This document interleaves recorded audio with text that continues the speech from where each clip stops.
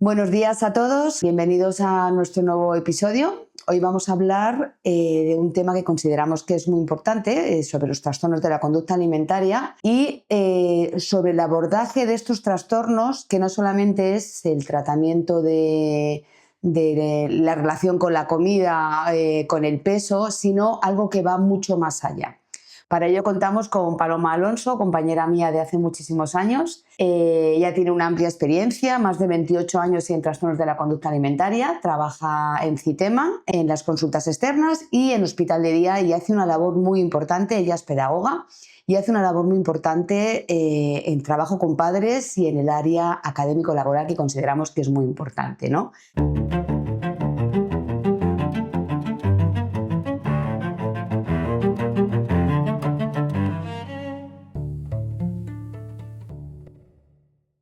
Hola, buenos días, Eva. Pues fundamentalmente, a ver, como tú dices, no solamente el trastorno alimentario es lo que hay que resolver, sino hay que abordar todas las áreas de la persona que estén mal.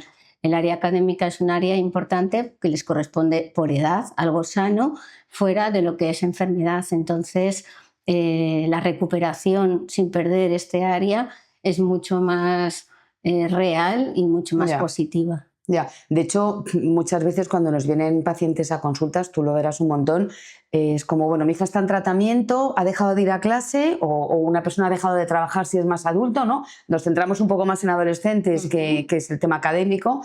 Está en tratamiento, no va a clase, no ha dejado de ir al colegio, cuando ya se cure comenzará. Eso es un error hoy en día, ¿no? Y Claro, si aíslas a la persona, le quitas lo que le está suponiendo estresores, como puede ser las relaciones en el colegio, lo que puede ser la exigencia académica, si la aíslas, la recuperas, pero no abordas eso de su vida real, pues luego cuando puede que esté mejor sintomáticamente, pero cuando la vayas a enfrentar al mundo real van a aparecer las mismas dificultades. O sea, lo más ideal y lo que hacemos en cuanto que es posible y sobre todo médicamente, cuando médicamente es posible, ya.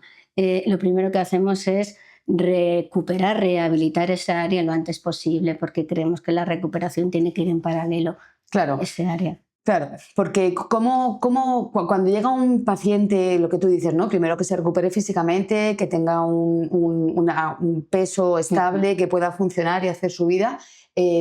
¿Cómo haces esa reincorporación, sobre todo en hospital de día? Porque claro, no solamente hablamos del trabajo en consultas externas, sino nosotros también trabajamos en hospital de día, que Ujú. vienen pacientes muy malitas. Y ahí hay que empezar a incorporarles lo que tú dices a factores estresores, como puede ser el tema académico, para ver cómo responde. ¿Cómo lo haces con los colegios? Porque me imagino que será complicado incluso, ¿no? El poder coordinar con ellos. ¿Cómo haces esa reincorporación? La verdad es que tratamos con muchísimos colegios y nos ayudan bastante.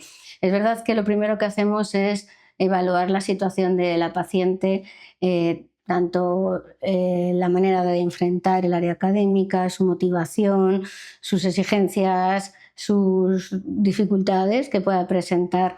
Luego nos reunimos también con los padres, porque también ahí las expectativas y las exigencias de los padres o la visión que tienen los padres del área académica no siempre vienen con problemas de no poder estudiar.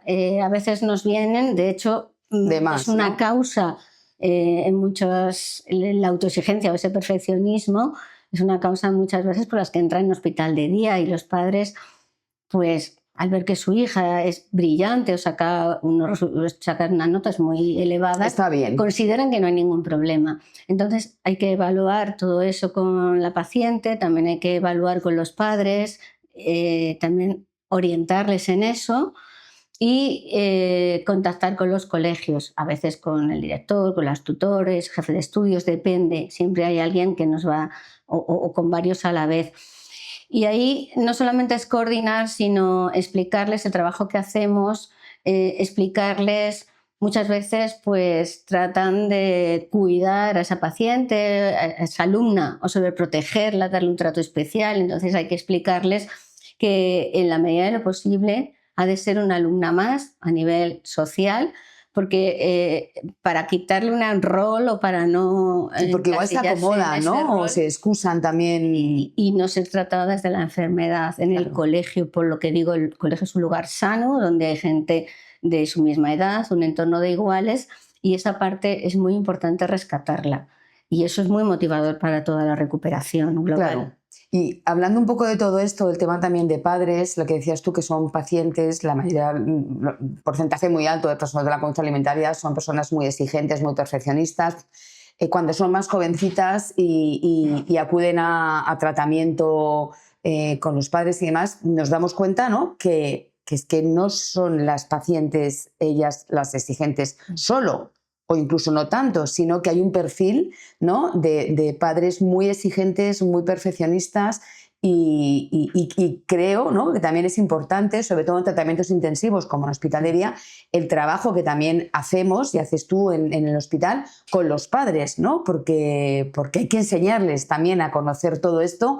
Cuéntanos un poquito sobre tu experiencia con los padres, que yo creo, y lo sé porque llevo muchos años trabajando contigo, que una de las cosas que me gusta mucho y que tú insistes muchísimo es el cuidado del propio cuidador, que es de los padres. Sí, bueno, los padres ellos mismos van reconociendo, o en los grupos que tenemos grupos semanales que la verdad es que funcionan entre ellos estupendo, se ve cómo van aprendiendo.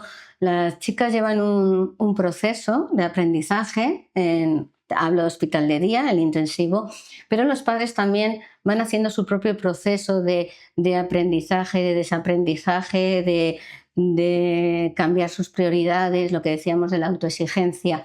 Los padres también reconocen que ellos son muy autoexigentes con ellos mismos y al final estas chicas, por el motivo que sea, pues quieren estar a la altura y cubrir las expectativas de los padres. Entonces dicen, no, si yo no le he exigido, pero ellos han sido muy exigentes con ellos mismos, eso es lo que se ve en casa y ellas mismas cogen ese rol de autoexigencia pues para estar a la altura de mi padre, para que me vean más, para que resaltar en eso, porque detrás de eso, de esas notas tan elevadas en TCA, casi siempre hay muy bajita autoestima. Ya. Es una manera de hacerse visible. Ya, fíjate, yo creo que es súper importante y tenemos que tener, yo creo que todo el mundo tiene que ser conocedor de que hay que abordar mucho todas las áreas en un trastorno de la conducta alimentaria y que además si no las abordamos y después el paciente va dejando tratamiento porque está mejorando,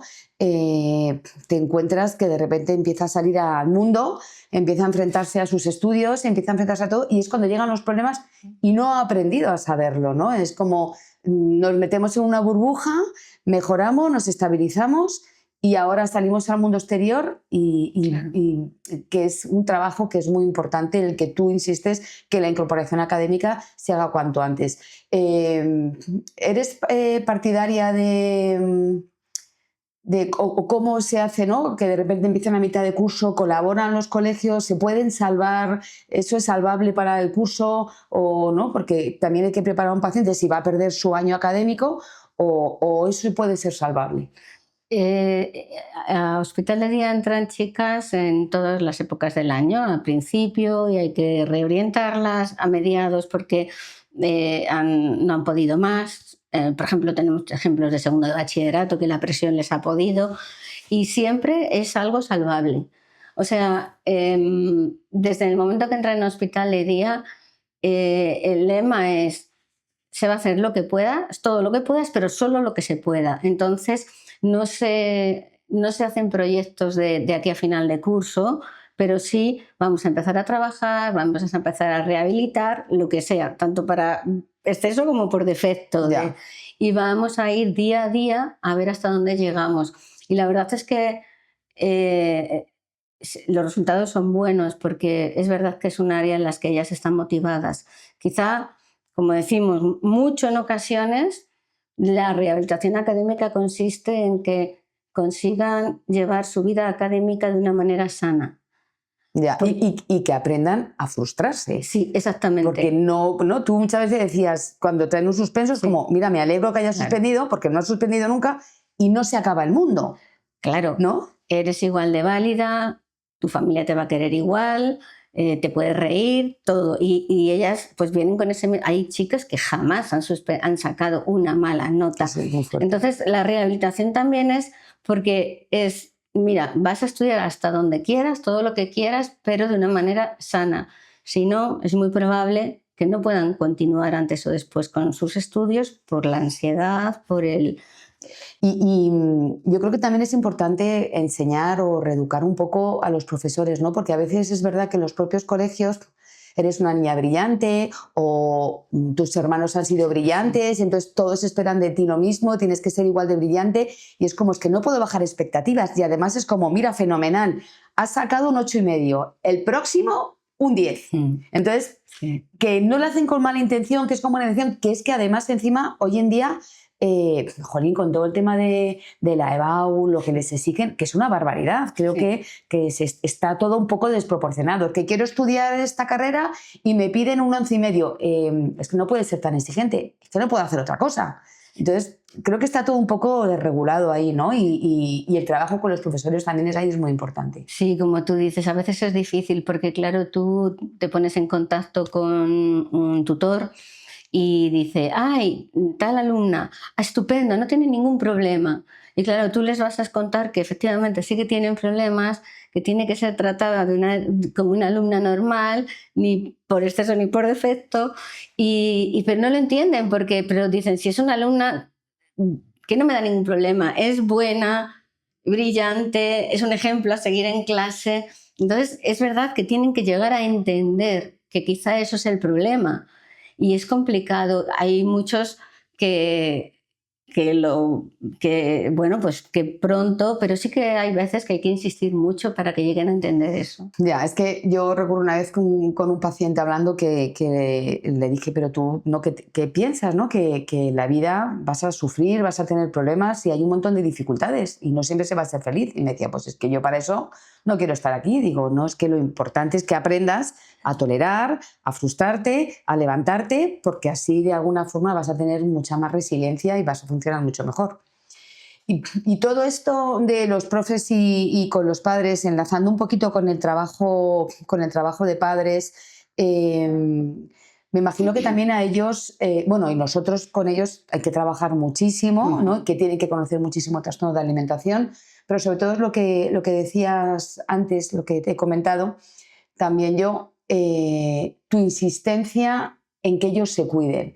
Creo que el trabajo de padres es muy importante, además en grupo, no individualmente, porque hay muchos feedback entre ellos, ¿no? El que un padre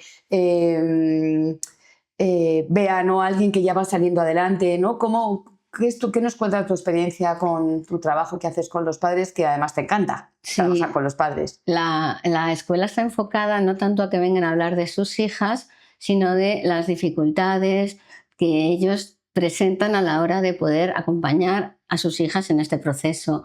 Entonces, la verdad es que me encanta y me emociona cómo ves un padre que llega desubicado el primer día al grupo hablando de ¿y qué le pongo de comida? ¿Y qué le pongo? Agobiadísimo con ese tema. Y los mismos padres que ya llevan tiempo les dicen, relaja, relaja, que esto no funciona así. Aprenden entre ellos. Se enseñan muchísimo, o sea, por eso hay veces, este jueves pasado, o sea, me emociono cuando salgo porque se dicen mejor de lo que podríamos decir cualquiera entre ellos, ¿no? Han llevado el mismo proceso, unos están más avanzados, otros menos avanzados, y lo que dices del cuidado, a mí es una parte que desde siempre, que hemos trabajado juntas, es una parte que me ha encantado porque se dice, no, si mi hija está bien, yo estaré bien, pero es que esto funciona al revés. O sea, yo he de estar bien. Yo he de estar bien por mí y porque si de alguna forma puedo ayudar en algo, es estando bien a mi hija. Entonces nos volcamos, hay muchos padres al principio, se desesperan, todo gira en torno a las hijas, se obsesionan, dejan a veces trabajos. Yo creo que además, perdona que te interrumpa, principalmente también el primer paso es que acepten la enfermedad de su hija, ¿no? Porque a veces no lo ves, no lo quieres aceptar, entonces no puedes trabajar, ¿no? Igual que el propio paciente tiene que aceptar que tiene un trastorno de la conducta alimentaria, creo que los padres también tienen que aceptar y que incluso todo esto es que salpica mucho a la familia, ¿no? Por eso el episodio de hoy, ¿no? La importancia de poder abordar todas estas áreas, ¿no? El área familiar, el área académico-laboral, porque al final es un trabajo muy, muy en equipo. Sí, que acepten y que acepten tiempos, porque ya hay padres que vienen como muy derrotados, que llevan como mucho recorrido y a lo mejor no les ha ido bien y en otras ocasiones, pues bueno, esto en 2 meses se ha solucionado, ¿no? Entonces, esto es una realidad más larga porque hay que desaprender muchas cosas, volver a aprender, tanto sus hijas como ellos. Hay un padre, bueno, muchos padres, ¿no? Pero tenemos un padre que dice, mira, esto me ha hecho, me ha ayudado muchísimo a cambiar mis prioridades, mi escala de valores, estoy aprendiendo un montón y soy otra persona. Quizá a veces eso es necesario en la familia para ayudar a que avancen sus hijas. Ya, ya. Bueno, sí, y luego además estamos hablando de adolescentes, hablamos de padres porque hablamos de adolescentes, hablamos de colegios, también tenemos que hablar de universidades, adulto joven, Sí. pero luego también esto se trabaja con adultos y no trabajamos con padres, ¿no? Sino que muchas veces, incluso cuando son más adultos y conviven con pareja, también es muy importante el trabajo con la pareja, ¿no? Sí, igualmente, y los hermanos, o sea, hay que orientarles y que cómo les pueden ayudar las parejas, por ejemplo, bueno, que no sean enfermeros, que no sean cuidadores, que cumplan el papel de pareja y que, como es una adulta, pues a lo mejor asuma la responsabilidad de que su tratamiento, su recuperación y la pareja será un acompañamiento igual, pero no es la responsabilidad de la Ya. pareja que tire para adelante. Y hablando de una adulta, el tema laboral creo que es más complicado, ¿no? Poder abordarlo, una incorporación gradual, una baja, eh, porque a veces vienen con baja o sin trabajo. ¿Eso cómo se puede coordinar con ellos? Porque a veces incluso que puedan saber que tienes un problema de alimentación ya no te aceptan, no te quieren en el trabajo. Pues de la misma manera que hablábamos antes en el abordaje académico, si médicamente la situación es posible, pues también una incorporación lo antes posible, porque lo que sucede en el área laboral, que ya venimos de probablemente mucha exigencia y perfeccionismo, lo que suele pasar es que cuando hay una interrupción del área laboral, se desarrollan bastante miedo, bastante fobia a volver, pues, el trato con los compañeros, con los jefes. Entonces, cuanto más tiempo pasa, es más difícil. Pero la incorporación es más invasiva que la que pueda ser gradualmente en el área académica. Depende. Hemos tenido casos que hemos conseguido de alguna manera que empiecen por varias horas y en algunas empresas, en algunos sitios sí, y en otras pues a lo mejor tienen más dificultad. Pero sí que es importante acompañarlas también en esa incorporación y ver las dificultades que pueden estar teniendo y poderlas tratar una vez están con nosotros. ¿Qué problemas ha habido a nivel social, a nivel de exigencia, a nivel de comunicación con el resto? Porque tú no eres muy partidaria, porque muchas veces, tanto en el tema académico como el tema laboral, sobre todo laboralmente, intentan digamos, invalidarse o dejar de trabajar o conseguir una baja permanente, ¿no? Y tú eso sí que no eres muy, muy partidaria. No, ni Intentas tanto, lo más posible poder incorporarle. ni tanto académica como ni laboral, porque al final tienes que salir a la vida. O sea, tú sabes, Eva, todo este tiempo que llevamos trabajando, al final la recuperación es ser capaz de engancharte con la vida, que es lo que te puede estar dando miedo, y la vida es lo que te corresponde vivir a nivel amigos, a nivel trabajo, a nivel colegio, a nivel pareja. Entonces, el reducir o el quitarte eso que te corresponde vivir, quizá es estancarte, mantenerte o adentrarte más en la enfermedad. Claro.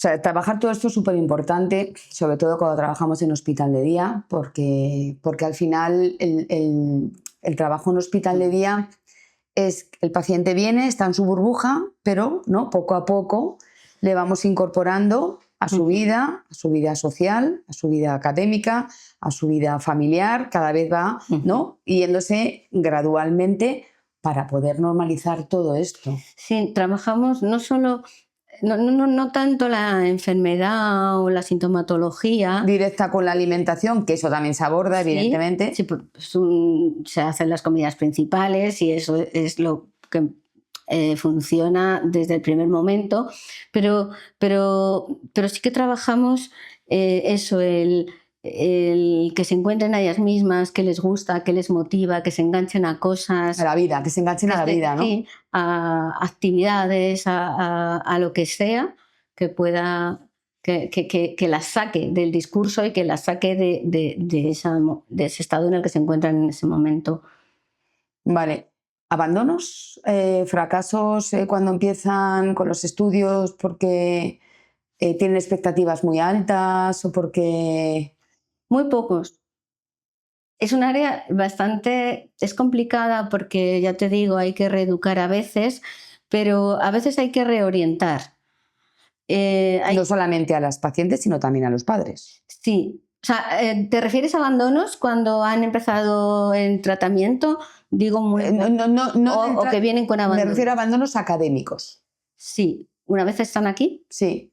Muy pocos. Te decía porque a lo mejor vienen con expectativas muy altas y hay que reorientar, ajustar expectativas, porque si vienen con la idea de estudiar medicina, pero a lo mejor llevan 2 años ingresadas, que no han podido ir a clases, por ejemplo, ¿no? O sea, a veces están muy desajustadas y hay que ajustar expectativas tanto en ellas como en los padres, pero una vez se hace un enfoque más o menos ajustados y ven que pueden ir avanzando, hay muy pocos.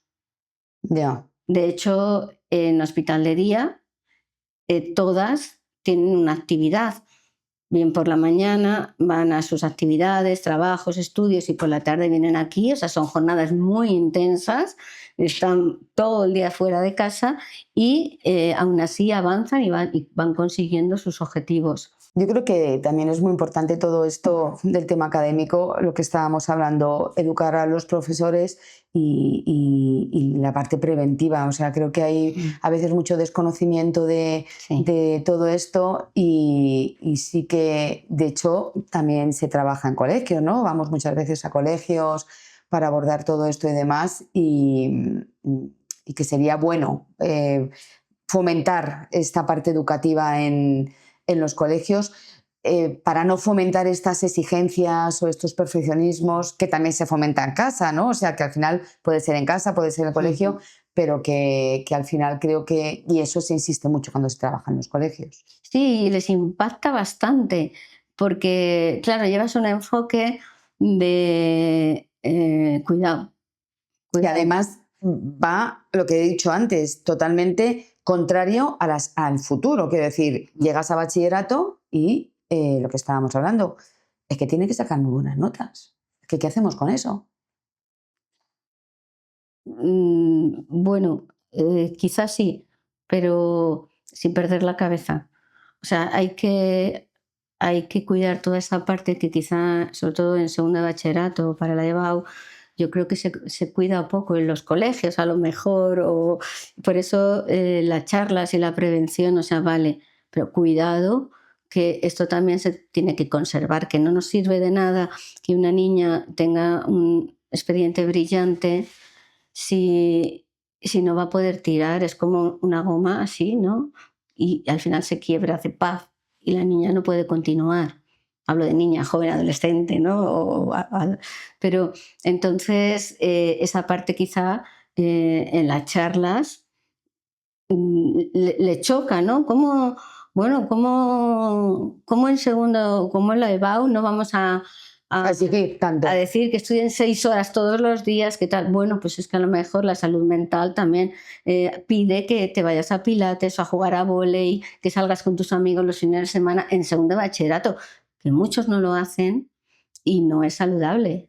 Eso también se trabaja mucho, el área social, ¿no? Dentro del hospital, el que puedan ir un poco más allá, porque también hay muchas dificultades sociales en este tipo de pacientes. Eso lo vemos, mucho aislamiento, o por lo contrario, a veces puede haber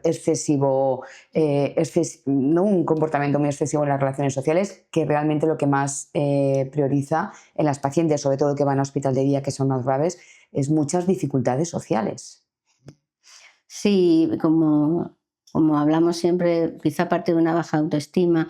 Como decías, muchas se vuelcan en el área académica y en ser las mejores porque socialmente No son muy tienen. inhábiles o no trabajan, como tienen esa dificultad, pues no la trabajan y trabajan aquella en la que se sienten más competentes, que es lo académico, y se encierran en casa y al final sí que efectivamente consiguen esos expedientes, pero sacrificando el no trabajar una dificultad real que pueden tener con sus iguales, que suelen o no encajan, o se sienten diferentes, o se manejan mal.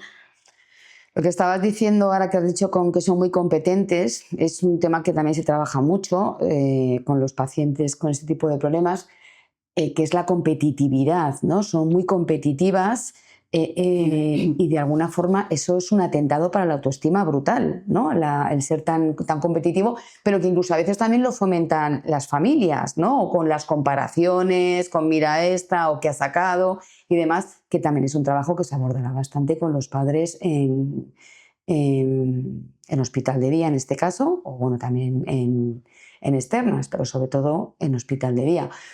Yo creo que es concienciar mucho a los familiares de pacientes con trastornos de la conducta alimentaria, sobre todo cuando son adolescentes, en que acudan a las terapias de padres y terapias grupales porque se aprende muchísimo, que a veces, bueno, pues te cuesta o te cuesta aceptar el problema y te cuesta entonces acudir a las terapias, pero una vez que vas es mucho más enriquecedor para ellos y para su propia hija.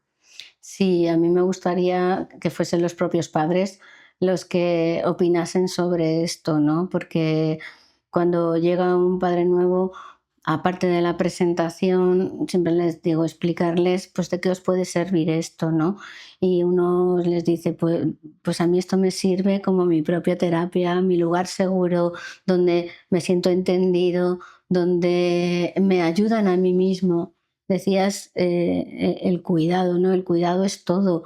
El cuidado es los padres, pues eso, dejar de obsesionarte y estar todo el día pensando en el problema, eh, que la familia no se descomponga completamente. El tema de los hijos también muchas veces lo piden porque cuando tienes un problema te olvidas de todo, de tu pareja, de tus otros hijos, te vuelcas en el problema y de ahí surgen otros problemas. Eso también es muy importante, ¿no? Que al final los otros hermanos pueden estar un poco invisibles. Claro, o demasiado responsabilizados de la hermana, por ejemplo. Entonces, ahí también los padres, claro, hacen pues el sentido común, pero muchas veces dicen los padres, decía el otro día un padre, es que muchas veces hay que hacer lo contrario de lo que te pide el cuerpo, ¿no? Una cosa muy importante que se ve es como los padres, sobre todo en al principio, y les cuesta mucho, actúan guiados por el miedo. Y cuando los padres actúan guiados por el miedo, a ver si a mi hija le va a pasar esto o va a hacer esto, pues al final es la enfermedad la que va ganando, ¿no? Va ganando terreno. Y la lucha no es contra la hija, sino contra el propio TCA. Y tienen mucho miedo, pues. Y ahí el enseñarles a que pueden hacer las cosas aún con miedo y que funciona. Y que si ellos van avanzando y van dando pasos aún con miedo, Claro, sus hijas también les dejan más espacio para ellas hacer su propio. claro. También es muy importante que las familias en este caso se mentalicen de que un trastorno de la conducta alimentaria tiene una media de 3 a 5 años de tratamiento. Y aquí ocurren muchas veces dos cosas, que a veces que también eso se trabaja mucho con los padres, ¿no? Cuando ves que tu hija va bien, Ya está, venga, rápido, vamos a ir acortando tratamiento, nos aceleramos en quitar controles, en acelerar, ya hacer vida normal 100%, y ahí pueden venir las recaídas o exceso de sobreprotección. No queremos quitar todos los controles que tiene, que siga con su dieta, que no llegue a casa muy tarde para que la tengo que proteger, que tengo que cuidar esta parte, tengo miedo para esto, y ese miedo del que estás hablando tampoco dejamos que pueda avanzar. Entonces sí que es un tema muy importante y que se trabaja mucho con los padres cuando vamos muy rápido o cuando no queremos soltar, ¿no? O sea, encontrar ese punto medio, porque no es fácil. O sea, y luego saber diferenciar, que lo dicen muchas veces, pero ¿esto es por la edad o esto es por el trastorno? ¿No? ¿Qué hago ahí? Entonces, porque a veces es porque es muy adolescente o es por el trastorno. Entonces, saber diferenciar lo normal de lo patológico, ¿no? Ayudarles también en ese punto. Lo que decías al principio de que se pueden dar los dos casos, esos son son dificultades de los propios padres. Primero, yo quiero que mi hija ya esté bien. O sea, yo, lógicamente, ¿no? Pero yo quiero que mi hija ya esté bien, y ahí también nos precipitamos todos. Y esa sobreprotección, pues también es una dificultad de los padres. Miedo a soltar, falta de confianza en que su hija vaya a poder. Entonces, esa sobreprotección tampoco ayuda a avanzar, porque te tienes que apartar, aunque tengas miedo, y ver cómo tu hija, ella va avanzando. Una cosa es acompañar y otra cosa es invadir. No es lo mismo, hay que dejar espacio. Pero bueno, yo creo que es súper importante que los padres se mentalicen y que esto dura 3-5 años. Sí, que esto es muy largo. Y más incluso a veces, o luego puede aparecer el paciente. Sí, lo de que es adolescencia y lo normal y lo patológico, ¿no? Sí, claro, porque además, según las chicas se van recuperando, digo chicas porque es como la mayoría, pues vienen muchas veces chicas muy dóciles, muy sumisas, muy complacientes, que lo único que saben decir no es en el plato.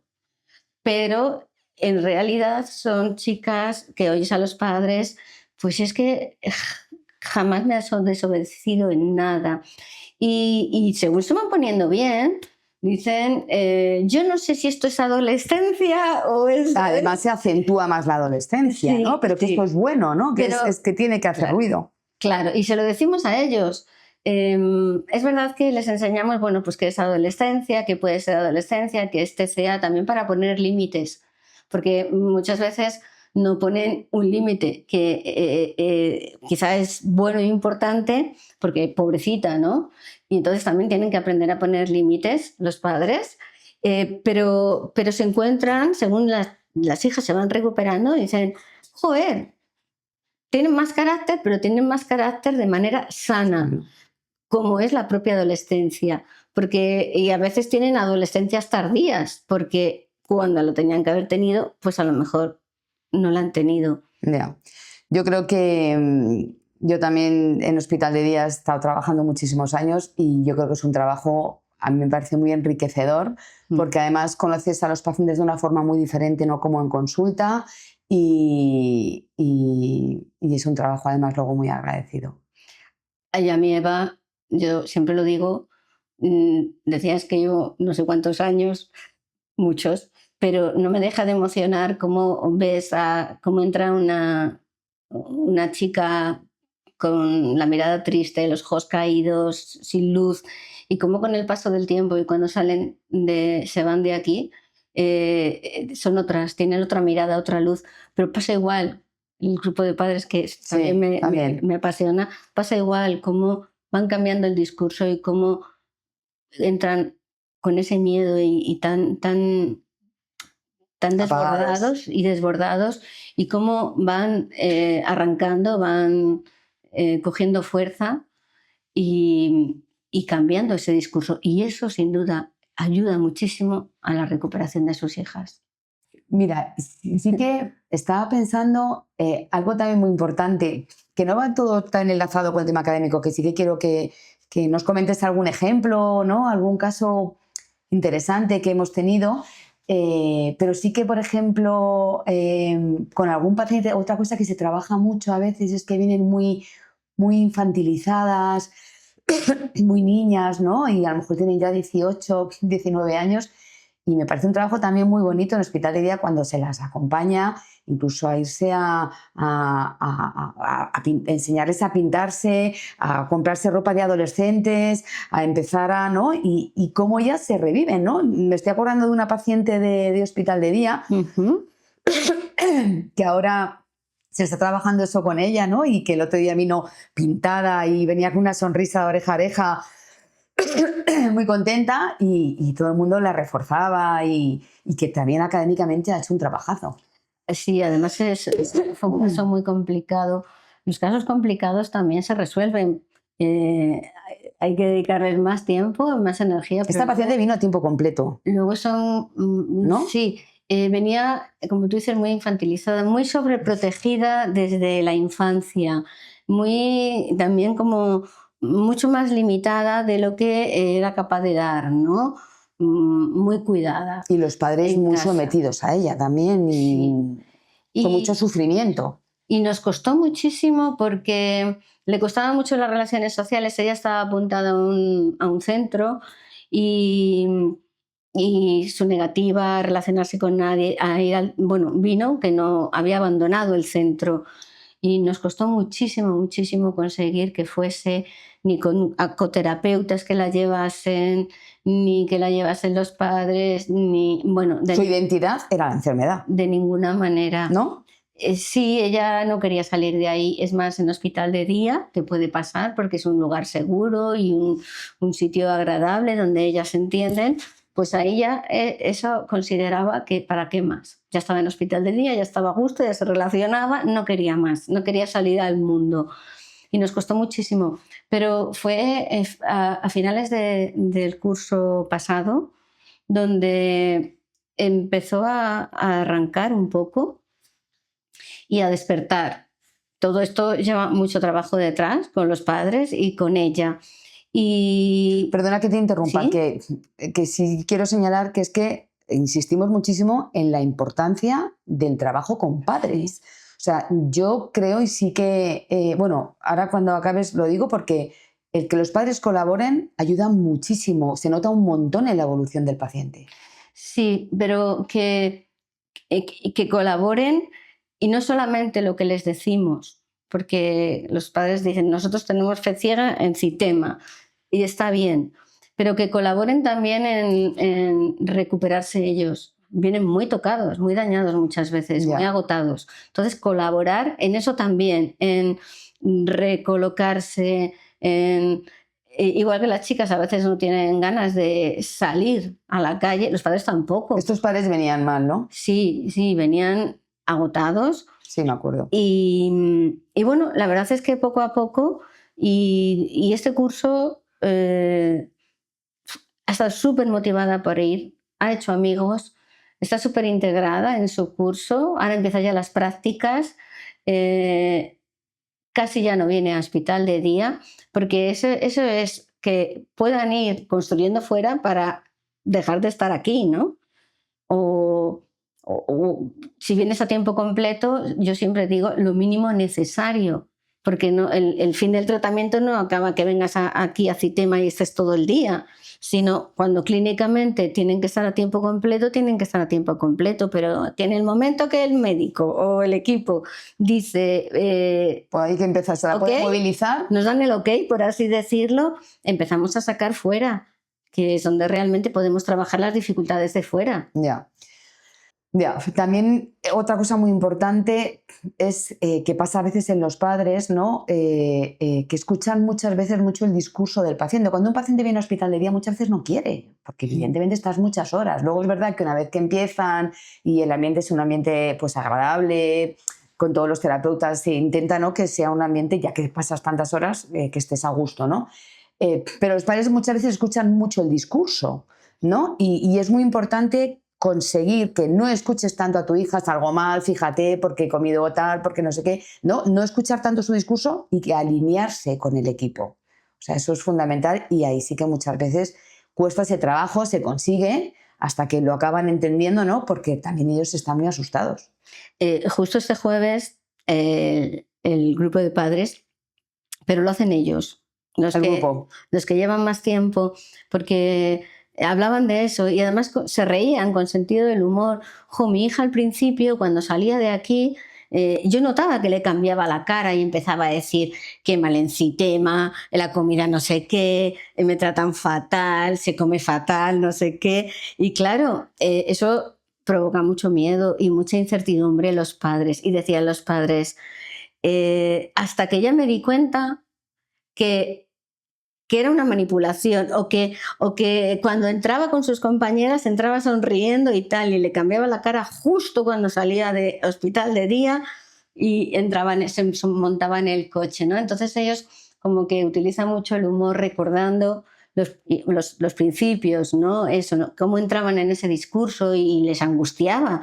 O ellos mismos preguntaban, ¿cómo te ha ido hoy? ¿Qué has comido? Ya, Y eso también. hay que enseñarles. Pero los mismos padres, a los que vienen de nuevas, hoy se incorporaba una madre esta semana Sí. muy angustiada, le decían, ni se te ocurra preguntar eso, ni entres en si ha comido esto, lo otro, nada, no va de eso.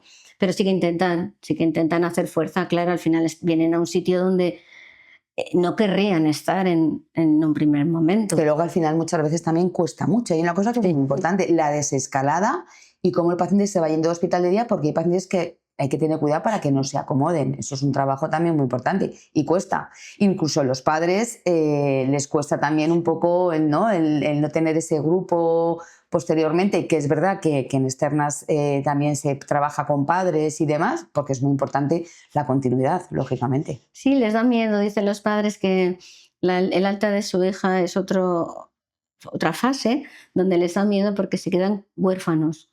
Ellos sienten que pues tienen su grupo de acompañamiento, pero dice, me da mucho miedo el alta porque nosotros ahora Están muy atendidos. es un escenario nuevo, ya se supone que mi hija tiene otro funcionamiento y ahora cómo me manejo yo en ese otro funcionamiento de mi hija, ¿no? Muchas veces lo comentan.